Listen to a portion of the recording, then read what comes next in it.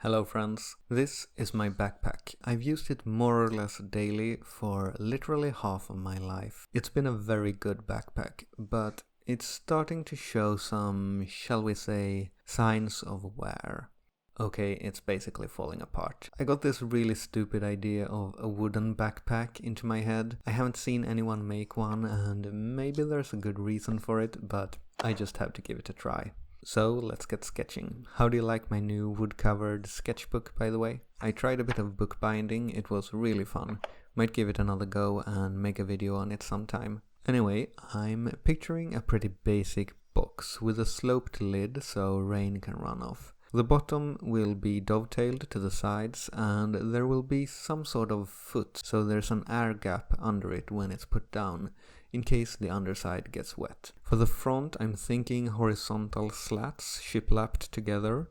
From a side view, it will also need some sort of spine-shaped cushioning, so it's not just a flat wood box pressing against my back. And of course there's also gonna be some kind of shoulder straps, but I think this will be enough of a sketch to get started. I chose pine. It's a very lightweight species. I could take a couple of slices this way. That would give me boards 12 centimeters wide that could be glued into nice book-matched panels more than wide enough for any component I'll need. But if we have a look at the end grain, we can see that this would give at best diagonal growth rings, and in the middle rings that are completely parallel to the face of the board. This kind of cut is very prone to cupping when the rings expand and contract, and I want to make some pretty thin panels here that would be highly reactive to moisture changes if they don't fall apart completely along this check. So what I'm gonna do instead is cut this board in half and then take a couple of pieces this way,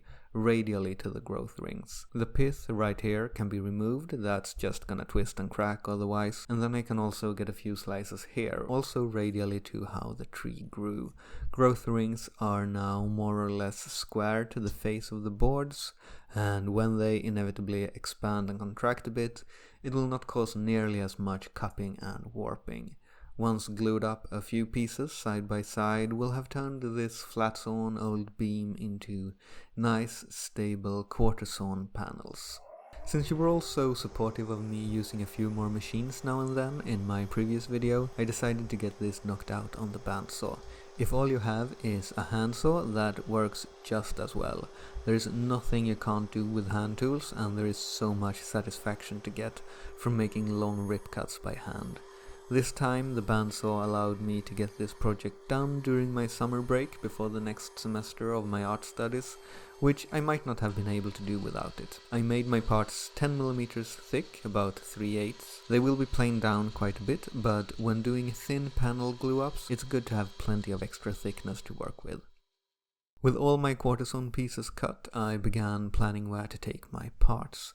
The idea initially was to just glue them up as is and cut to length later, but seeing all the knots laid out before me like this, it seemed smarter to take the time now and cut away as many knots as possible, of course checking constantly so that I still have enough length remaining to get all my pieces.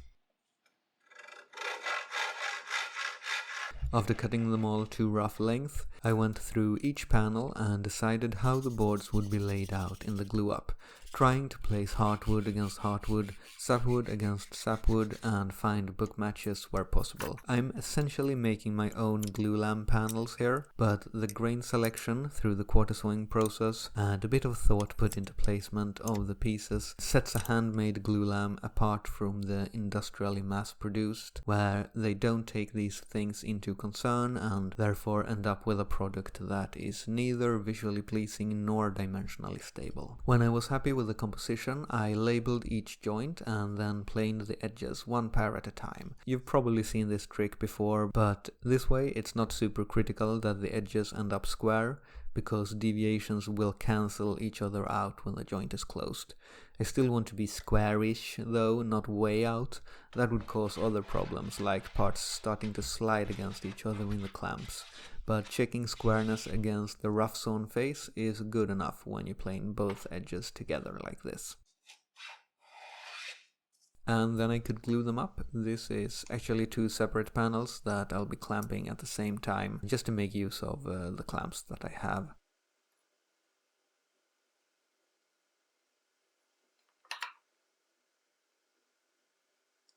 I'm not cranking down these clamps super hard, I'm just incrementally tightening them to get an even pressure across the glue up, so everything stays in place and doesn't get bowed.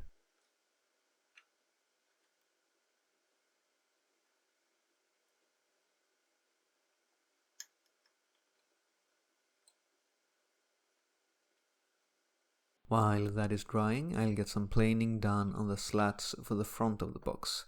Decent pile there to the left in this shot. I didn't end up using all of them, there's a few extra so I could pick the best ones. But yeah, there is quite a few parts in this little box. When the panels were dry, I could take them out of the clamps and check that I hadn't accidentally glued them together, which I hadn't, and then trim them to length.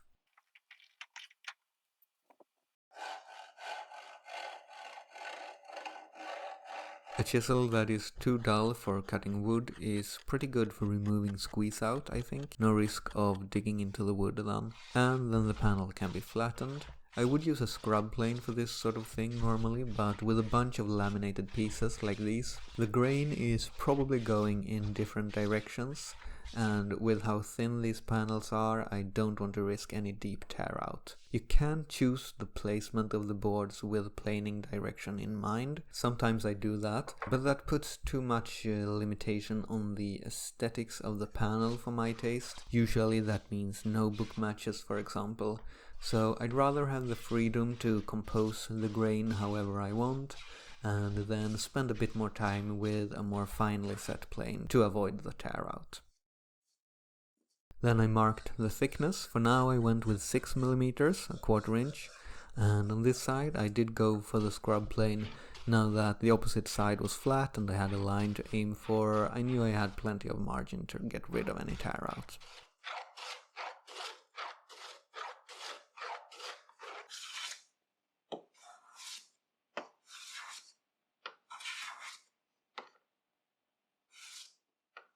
Weight is a big concern in this project.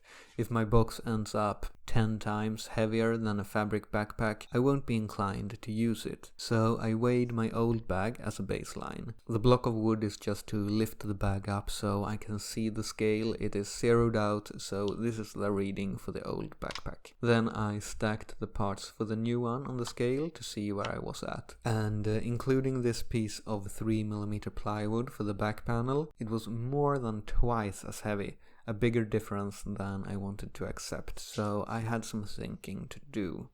First I had a look at the overall size, and I decided that I didn't need it quite so large.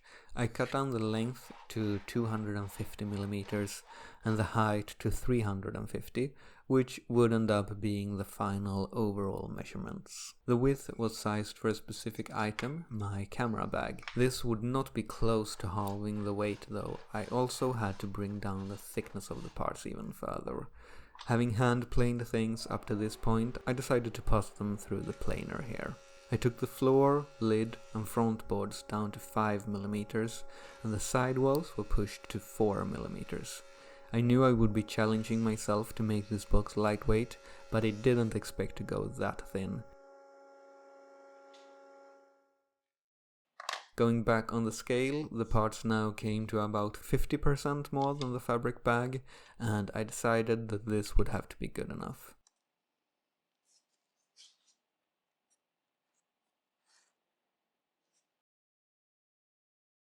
So the next step was to glue these cutoffs to the underside. This will double the thickness of the bottom just at the corners, making them a bit more substantial for dovetailing into, as well as create that air gap underneath the box that I mentioned during sketching. I don't know how important that really is, but it just feels wrong to have a board laying flat on the floor, you know?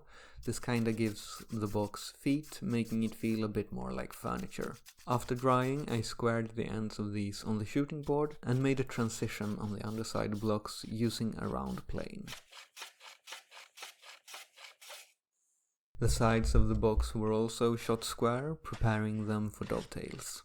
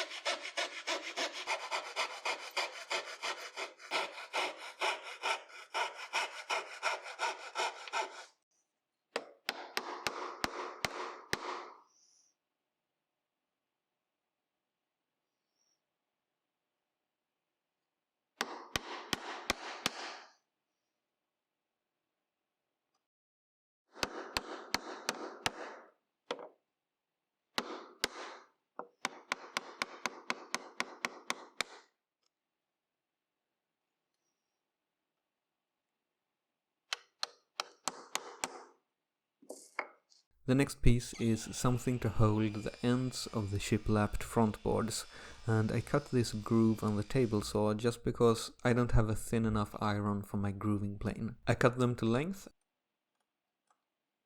and here you can see that there are two grooves on the same piece, so this was then ripped in half, because it would be very tricky to make grooves in pieces at this final dimension, regardless of if it was done with a plane or a machine.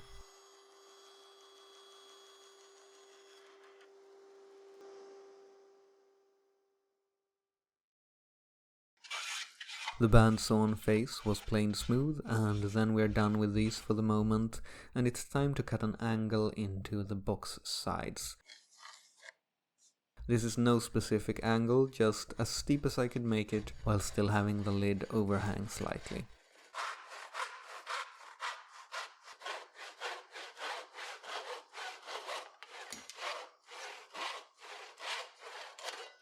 I could use the cutoff against the fence on the shooting board to plane the angle identically on both pieces.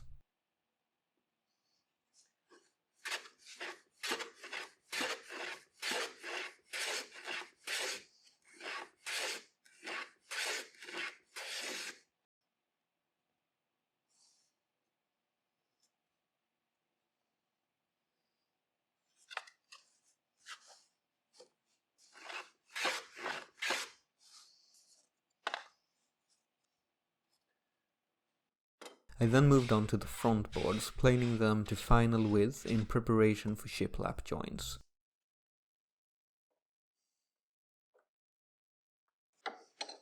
I scribed half their thickness onto the edges, so 2.5 millimeters, and the same line on the face as well. With the marking gauge against the upper edge, the line goes on the outside face, and with a gauge against the lower edge, the line is on the inside face.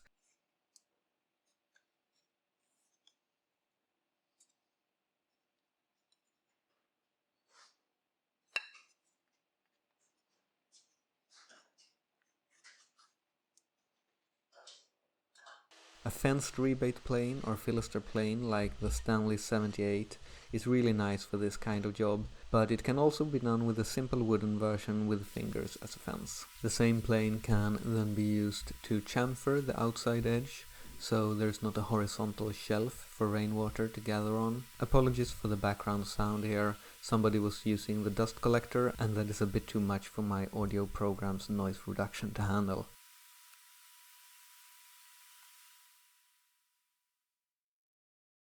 I marked the length between two pieces with grooves and cut basically stub tenons with a shoulder on one side only.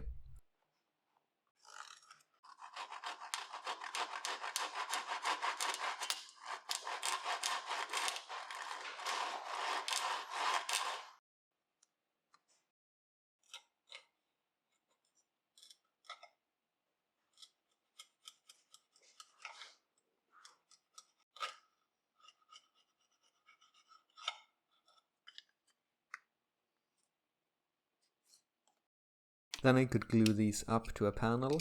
The top and bottom boards get glue on the whole tenon, but all the others just get a spot of glue in the middle of their tenons, holding them in place but allowing shrinkage and expansion. Any single board this small should be fine to glue cross-grain, but in all of them as a whole, the movement would definitely add up. This kind of structure allows movement so things don't crack, while keeping everything in line so none of the expansion gaps open up way more than the rest.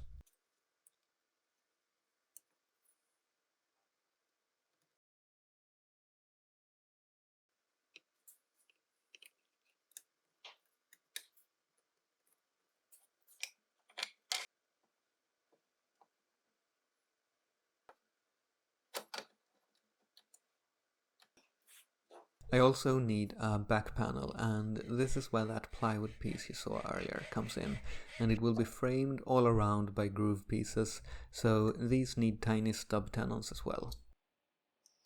Now, this could certainly have been solid boards like the front, but it will be mostly hidden when done, and I actually think this will be a fair bit stronger, which matters a lot more at the back where the shoulder straps will attach later. Once dry, I planed the frame components flush with each other.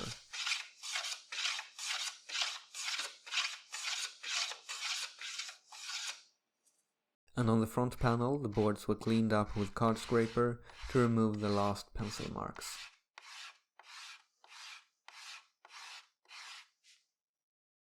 I could now glue the whole box together, and here I took the time to do something I'm always too lazy for and then regret not doing. These little clamping coils with gaps, spaced so they put pressure only on the dovetails and not on the pins.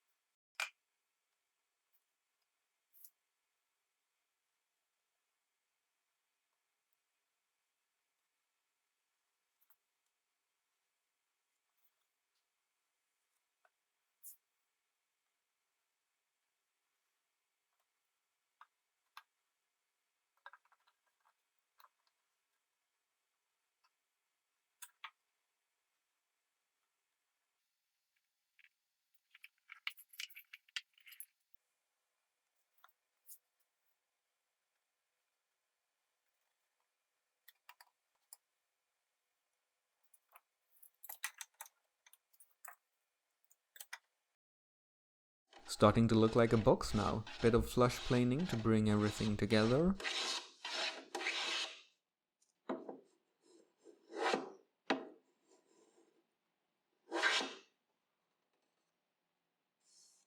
And then I had to carve a chamfer on the lower edge here. I forgot to take into account that the front boards would end up being set back a little, creating a small shelf where rainwater could pool, so I took a gouge and removed that.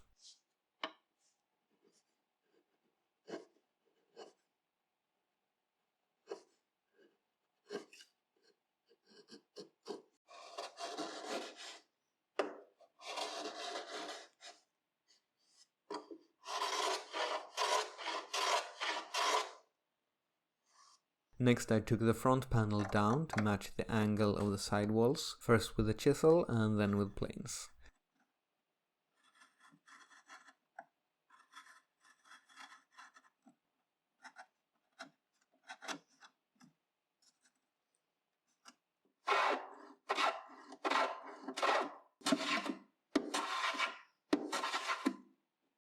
I held the lid in place and measured the overhang, and then it could be cut to length with the same overhang all around.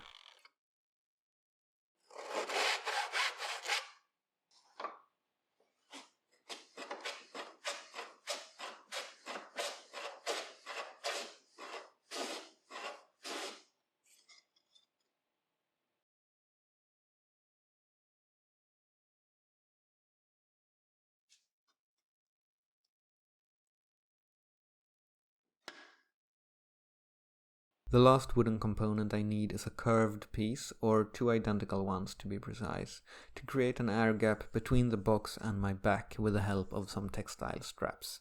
To make these curved parts, I made a form out of MDF to glue up some bent laminations. It's mostly a long arc with a small counter curve at either end to flatten out into attachment points. The flats were cut with a carcass saw and the curves were done with a turning saw.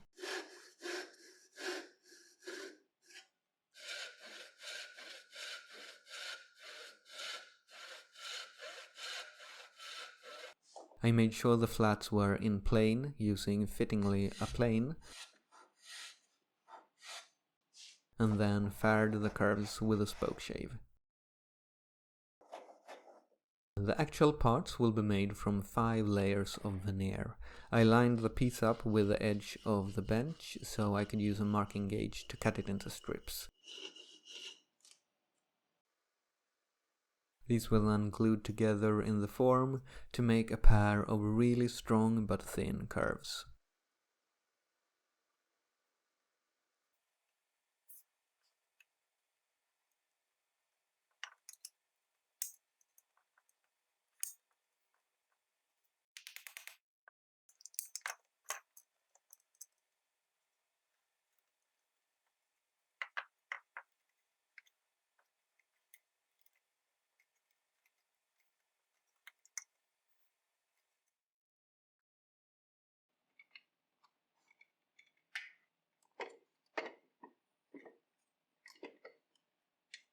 I cleaned up the sides of the parts using the form as a support in the vise.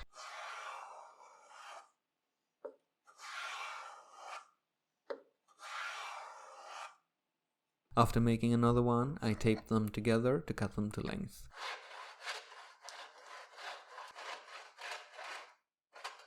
And rounded over the edges using the curved spoke shave to not have sharp corners cutting the fabric.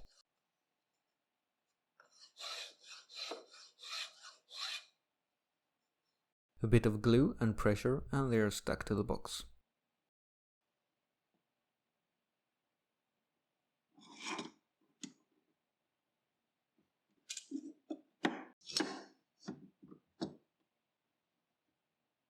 With that, it was time for finish, and I've really taken to hard wax oil, specifically a brand with no linseed oil in it. The yellowing is therefore relatively subtle, which I like most of the time, and it feels very wood-like and natural to the touch. It's technically not an outdoor finish. I don't know how it would hold up on a straight-up outdoor piece of furniture, but I believe it's water repellent enough for something that will only occasionally get rained on.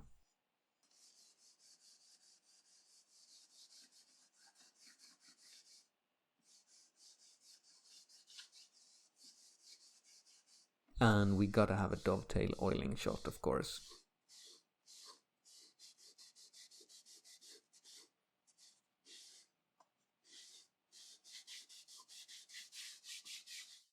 This is a woven jute band that I've soaked in a waterproofing wax to increase its lifespan. I'll stretch it across the two arcs to make something conceptually akin to a woven seat in a chair. I figured this will be more comfortable than having a piece of wood pressed against my spine. I did some very rough stitches here. This is probably the worst sewing you'll ever see on YouTube, but it's not structural at all. It only serves to hold the ends tucked in, since I couldn't get them fully wrapped around the wooden arcs on both sides while keeping the jute stretched. I'm using the same jute weave for the shoulder straps, and at this point I decided to attach them both with a single screw, not even cutting the band in two, just letting it be a single length with a fold. It did work. It was actually quite nice to wear like this, but I decided later to change this to 2 attachment points instead to spread the load onto 2 screws. It gives a bit more peace of mind if nothing else.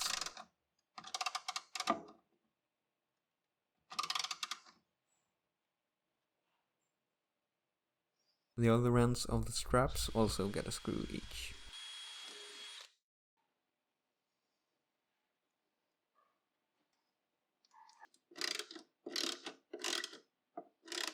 Then we have the lid, and I realized there's nothing that keys the lid into position, so I added a couple of small blocks that both trap it sideways and prevent it from sliding down the angle. The finish had to be scraped off, then I could glue them in place, and a pair of tack nails because I was too impatient for clamps.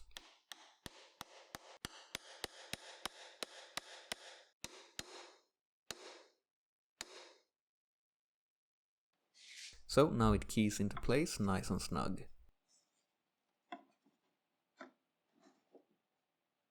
It would have been cool to use some tiny hinges, but these parts are just way too thin, so I decided to use more jute weave to act both as a hinge and a locking mechanism in one.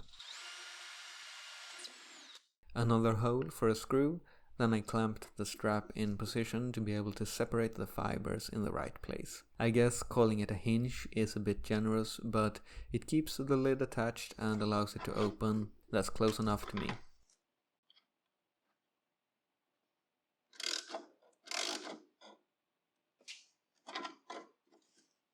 For a locking method, I'll just attach a piece of metal rod at the end of the air quotes hinge, and this will snap in place against a couple of small screws. Here my stitches are actually under load because the strap will be in tension when the lid is closed, so I tried to be a bit more neat this time. Still pretty rough, but hey, it gets the job done.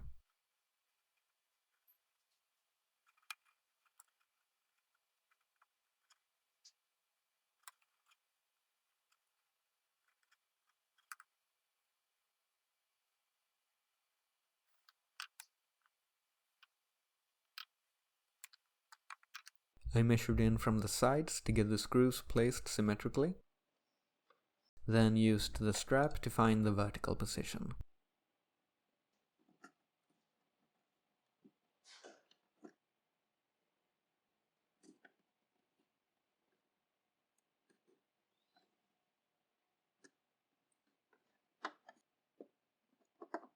The rod was cut to length, filed smooth,